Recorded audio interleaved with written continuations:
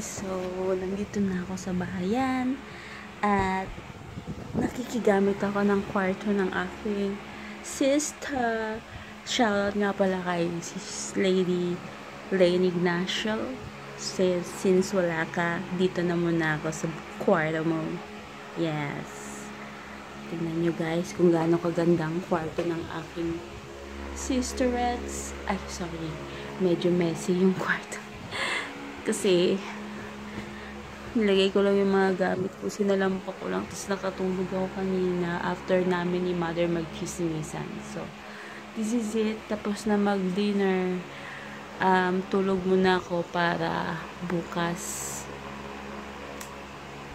condition na tayo. So beauty rest muna ako guys, and see you tomorrow. Bye.